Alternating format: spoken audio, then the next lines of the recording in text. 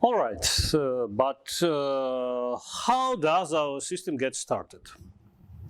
In fact, when you turn on the computer, a special piece of code is launched, built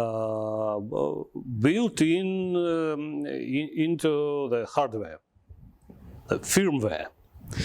There are many such firmwares: legacy, PCBIOS, UEFI, U-boot, OpenBoot, CoreBoot, etc. The firmware reads the main bootloader from disk, BIOS from MBR, UEFI from EFI system partition, and so on.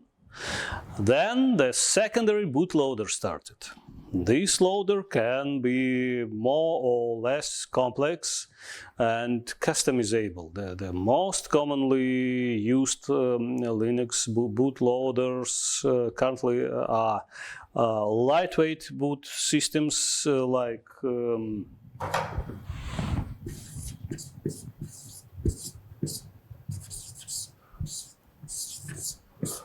SysLinux for FAT file systems, ISO Linux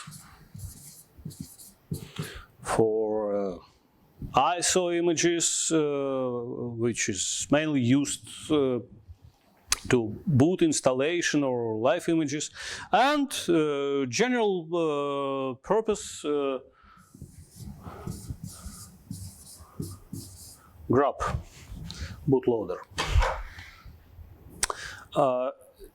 Usually grub is installed during system installation, including configuring the boot of other operating systems installed on your computer. But in some cases, Microsoft Windows on a dual boot computer can reinstall the bootloader without asking you. In which case you may lose your boot settings. To restore it, you need to boot from the installation media in repair mode and run the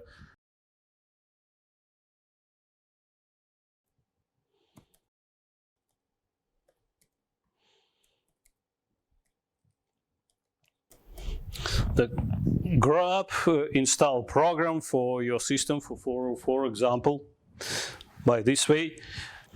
So after the kernel is loaded, a special process called init is started.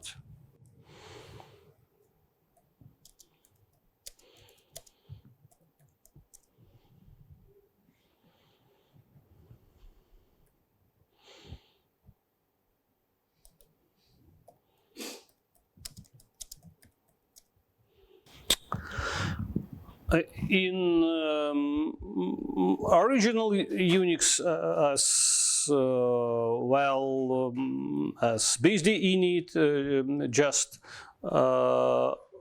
run the script etcrc, which completely determines the further behavior of the system. A different init machinery is implemented for System 5 systems. On such systems, you can invoke the init program at any time by setting the run level as a parameter. Run levels defined in the init configuration is located in the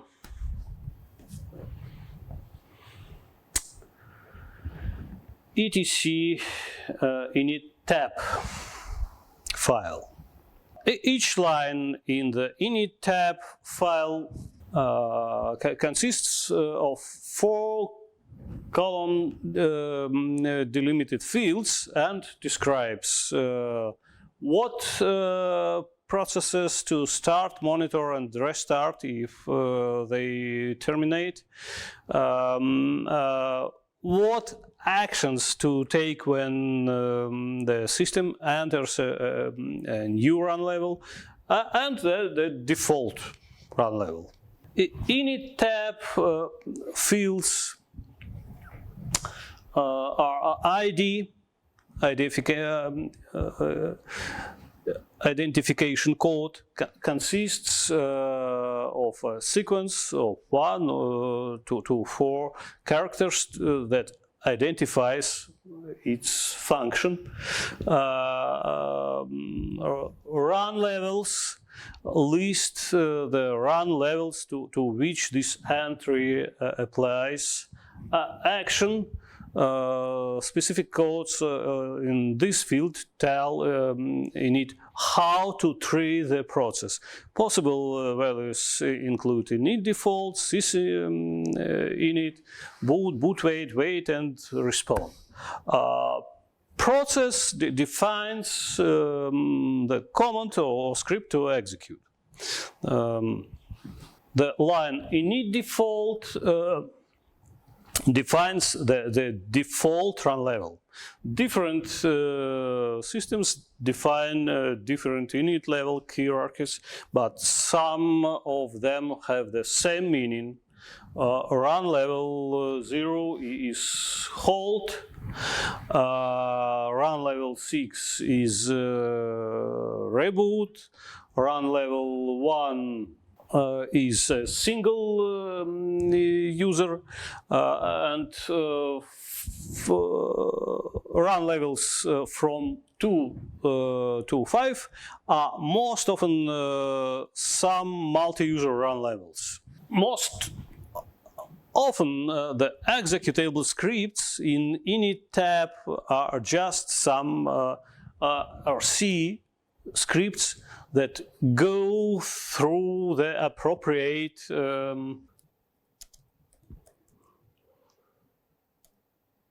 etc rc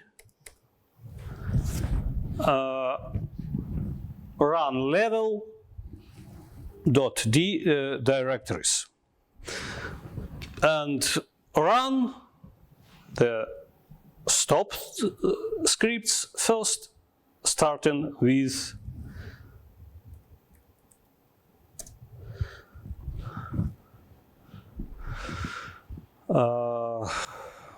big K, kill,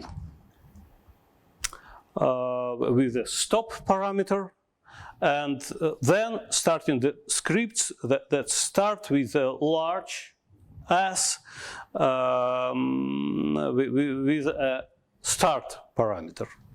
And as we can see, these scripts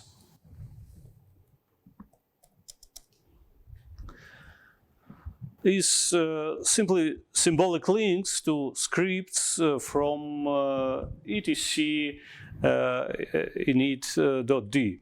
Moreover, the kill scripts and the start scripts can be linked to the same file. If we look at them, we will see they're just scripts that do something according to the start or stop parameter.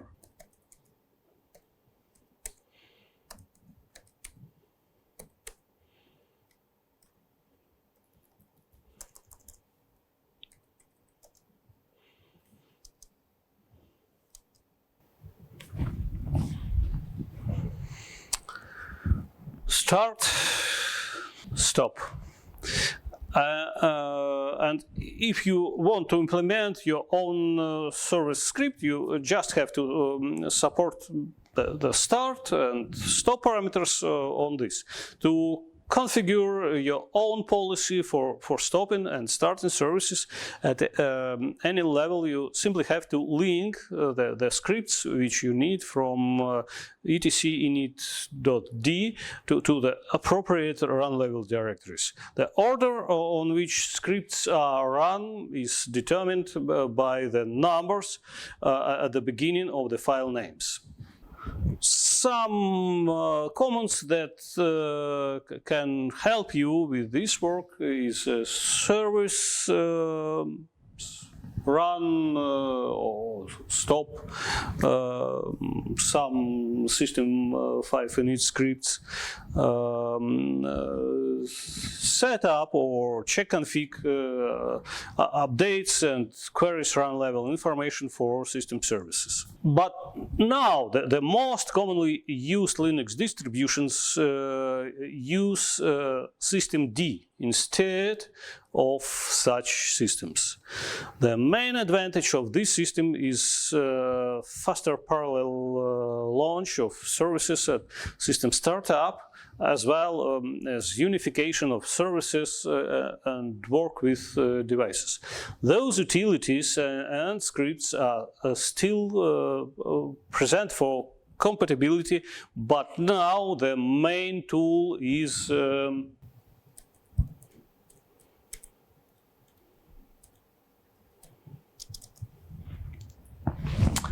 systemctl. We can list system services, start, stop, and get their status, enable and disable them to automatically start at boot time, to find out the log messages about boot startup and system operation. We can look at the system log files, for example,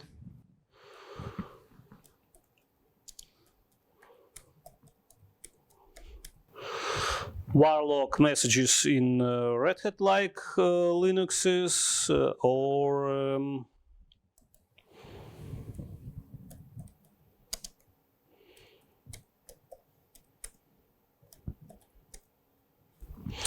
warlock syslog on Debian and Ubuntu.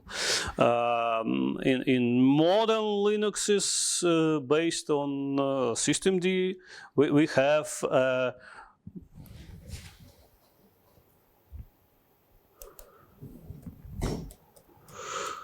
journalctl,